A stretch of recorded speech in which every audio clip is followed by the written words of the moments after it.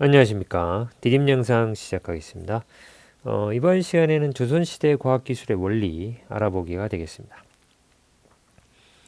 자경루에 담긴 과학 원리를 자경루를 제작하며 적용되는 과학 원리를 설명해 주다. 실제로 이제 다음 시간에 수업하고 그 다음 시간부터 만들어 보도록 하겠습니다.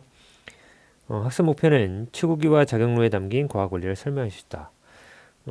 조선시대에 이제 그 세종, 특히 세종 때 굉장히 많은 장량시를 통해서 과학적 발명들이 많이 이루어졌지 않습니까?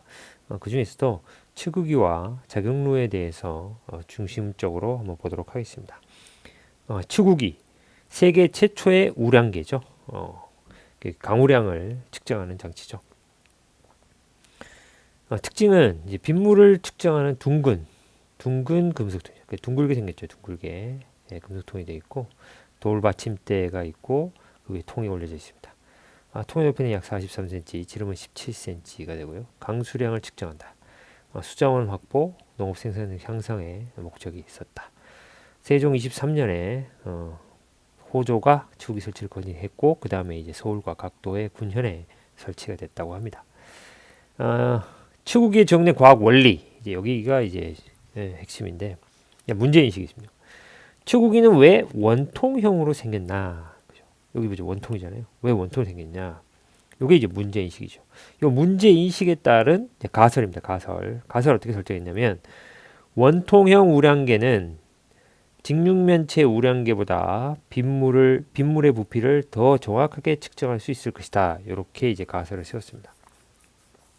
그러면 원통이냐 직육면체냐 어떤 모양이냐에 따라서 빗물의 부피를 측정했을 때 그 값이 달라질 수 있겠다는 거죠. 그래서 이 가설을 검증하기 위해서 이제 변인을 설정하는데 독립변인이 있죠. 독립변인은 실험에 영향을 주는 모든 변인이 독립변인이죠. 독립변인 중에는 조작변인과 무슨 변인이 있습니까? 통제변인이 있죠.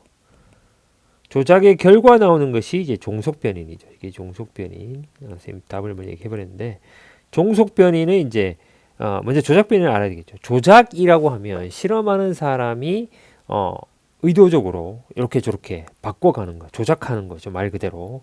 그래서 가설에 보면 원통형이냐, 직육면체에 따라서 빗물의 부피가 정확하냐, 부정확하냐, 이렇게 되는 거잖아요. 그래서 여기서 실험하는 사람이 조작하는 건 뭡니까? 원통형 우량계를 쓰느냐 직육면체 우량계를 쓰느냐는 거죠. 그래서 조작변이는 뭐예요? 우량계의 모양이 됩니다. 원통형 우냐 직육면체냐 이게 조작변인이 되고 그 다음 나머지 실험에 영향을 주는 모든 변인들 조작변인을 제외한 나머지 독립변인들을 뭐라고 합니까? 뭐 통제변이라고 하죠. 이런 것들을 일정해 줘야 되잖아요. 우량계의 입구의 높이를 일정해 주고 측정 시간도 일정하게 하고 장소도 일정하게 하고 이런 것들이죠. 이 조작의 결과 우량계의 모양에 따라서 뭐가 달라진다? 정확하냐 부정확하냐? 측정한 빗물의 부피가 달라지는 거죠. 그죠? 이것이 정확하게 측정될 수도 있고 부정확하게 측정될 수도 있고 자 그래서 이게 종속 변인이 되겠다. 탐구 설계 수행 이제 교과서 44페이지 참조라고 했는데 교과서 그림 한번 보도록 하겠습니다. 이게 44페이지 그림입니다. 그림에 보면 이제 이 원통형 직육면체 했죠. 근데 이제 묶음으로 나왔어요. 이 하나만 한 게 아니라 두 개의 이제 묶음으로 한 거죠. 그래서 여기 사진에 보면 원통형 직육면체 같은 거 이걸 A 묶음, 이걸 B 묶음으로 해가지고 같은 장소에 이제 설치하는 거죠. 예. 자, 그렇게 해서 A 묶음, B 묶음으로 두 개씩 만드는 이유. 왜 하나만 하지 않고 두 개를 했느냐. 사실 세 개, 네 개, 다섯 개, 여섯 개 하면 더 좋겠죠. 많이 하면 많이 할수록 오차가 줄어들죠. 그렇죠. 그래서 A 묶음과 B 묶음을 서로 비교하기 위해서 A 묶음에 있는 원통형 직육면체, 그 다음에 B 묶음에 있는 원통형 직육면체 서로 값을 비교를 해서 자료를 수집을 하고 그리고 많이 하는 이유는 측정 오차를 줄이기 위해서 자료를 많이 수집해서 우리는 두 개로 이렇게 나와 있지만 세 개, 네 개 하면 더 오차는 줄어들 수 있겠죠. 자, 네, 선생님 이 말로 설명했습니다. 그 다음에 이제 결과를 보겠어요. 선생님 결과를 제시해놨는데 A 묶음의 이제 원통형 우량계에는 부피가 106.5ml가 이제 빗물이 모아졌어요. 그 다음에 직육면체에는 108.5ml가 이제 모아졌습니다. 그 다음에 B 묶음에 있는 원통형에는 106.0ml가 묶어졌고, 모아졌고, 직육면체는 100ml가 모아졌어요. 그럼 이 두 개의 차이가 0.5죠. 근데 직육면체는 8.5예요. 그럼 이 표에서 보는 바와 같이 측정한 값의 차이가 작은 우량계가 뭐예요? 그렇죠. 원통형이죠. 원통형 우량계고 원통형이 직육면체보다 빗물의 부피차가 어떻게 돼요? 0.5, 8.5 작죠. 그래서 어떻게 우리가 결론을 낼 수 있어요? 원통형이 더 정확하게 측정을 할 수 있다. 그러면 여기에 적용된 과학 원리가 뭐냐? 왜 원통형이 더 정확하게 측정이 되냐? 이 같은 표면적이라도 원통형이나 직육면체 같은 표면적이라도 직육면체나 바닥 표면적이나 뭐 원통형의 표면적 아니면 아랫 면적도 마찬가지고 위 뭐 전체 면적과 마찬가지로 표면적이라도 직육면체보다 원통형이 비가 바로 내리거나 경사져 내릴 때 더 잘 받는다. 바람의 경우 원통형은 큰 저항 없이 흘러가지만 직육면체는 평면에 부딪혀서 위로 솟구치는 저항을 불러와 빗물이 내리는 방향을 다르게 흩어지게 만드는 거죠. 그래서 이게 받아질 것도 안 받아지게 하는 그런 영향이 있다. 그래서 원통형이 직육면체보다 과학적 데이터를 구하는데 더 적합하다. 그래서 원통형으로 문제인식. 초기는 왜 원통이 생겼을까? 이런 과학 원리이기 때문에 원통형으로 제작이 됐다. 자, 그 다음 스스로 울리는 물시계를 자격루라고 합니다. 자격루. 자격루의 이제 특징을 보면은 용어가 있습니다. 이게 파수호라는 게 있죠. 파수호. 파수호는 물을 아래 물통으로 흘려내는 물통을 파수호라고 해요. 파수호. 그 다음에 이게 파수호고 이것도 파수호고 이거 파수호죠. 첫 번째 파수호, 두 번째 파수호, 세 번째 파수호. 파수호 크기 좀 작아진다 그죠? 그다음에 맨 밑에 이제 물을 받는 긴 원통. 이 긴 원통을 수수호라고 합니다. 수수호.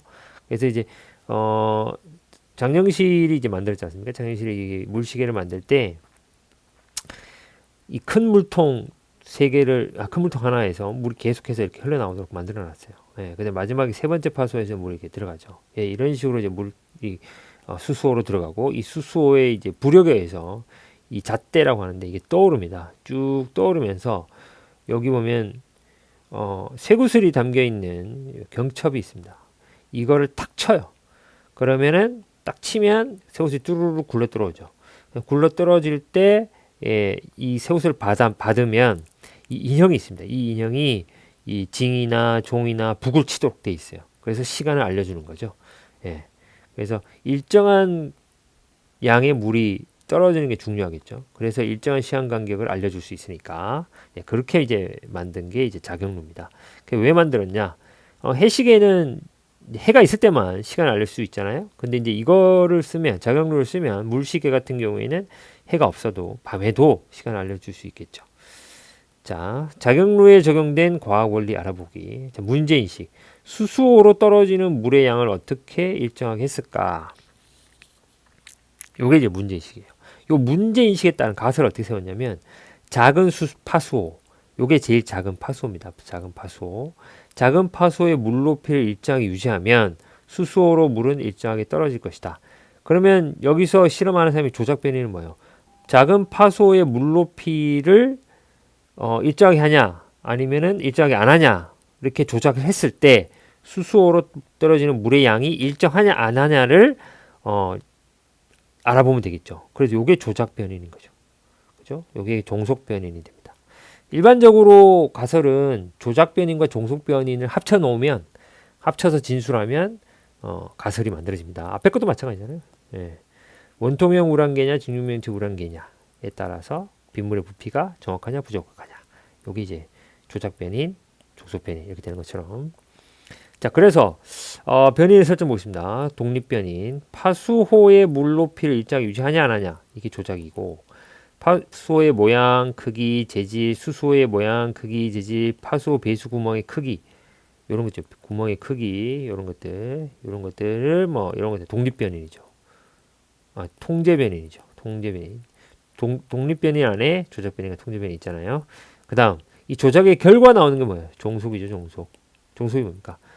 단위 시간당 파소에서 수소로 떨어지는 물의 양의 종속 변인이죠. 자, 이걸 어떻게 하느냐에 따라서 물높이, 파소의 물높이가 어떻게 달라지냐에 따라서 이 물높이에 따라서 수소의 물의 양이 어떻게 달라지냐 이렇게 되는 거죠.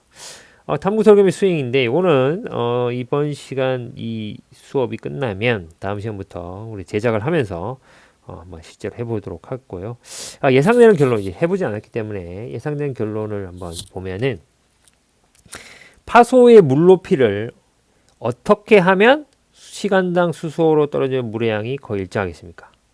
예, 물높이를 알고 있죠. 예, 일정하게 유지하죠. 일정하게 유지. 파소의 물높이 일정하게 유지하면 수소로 떨어지는 물의 양이 일정하고 파소의 물높이가 일정하지 않으면 수소에 떨어진 물의 양이 일정하지 않다. 요 말인 거죠. 요 파소에서 수소로 떨어지는 물의 양을 일정하게 하려면 일정한 시간 간격 딱 일정한 양이 떨어지게 하려면 이 물높이가 어떻게 된다는 거예요? 일정해야 되는 거죠. 왜 그러냐? 수압 때문에 그렇습니다. 여기도 과학 원리 보도록 하겠습니다. 정확한 시간을 알리기 위해서는 세 번째 작은 파소에서 수소로 물이 일정하게 떨어지게 해야 한다. 그러려면 세 번째 작은 파소의 물높이를 일정하게 유지하여 수압이 일정해요. 수압이 뭡니까? 물의 무게에 의해 발생한 압력입니다. 물의 무게가 달라지면 수압이 달라져요. 그래서 이 세 번째 파소에 이 수압이 일정해야 되는 거예요. 왜냐하면 일정하지 않으면 어떻게 됩니까? 이 물구멍으로 배수구멍으로 나오는 물의 양이 어떻게 돼요? 달라지겠죠. 수압이 일정해야 이게 일정한 양이 나옵니다. 이 수압이 달라지면 물의 무게가 달라지면 이 파소에서 수소로 떨어지는 물의 양이 달라집니다. 물의 양이 달라지니까 이 잣대가 떠오를 때 일정한 시간 간격으로 떠오르지 않겠죠. 그렇죠. 그러면 시간이 달라진다 이 말입니다. 이해되죠? 자, 그래서 이 수압이 중요하다. 그러니까 여러분이 나중에 제작할 때도 이게 중요한 거죠. 네, 감안해서 만들면 되겠습니다. 자, 이 평가하기 하시고요. 수업 시간에. 자, 이번 시간에는 조선시대 과학기술의 원리, 치구기와 작용에 대해서 알아봤습니다. 수고했습니다.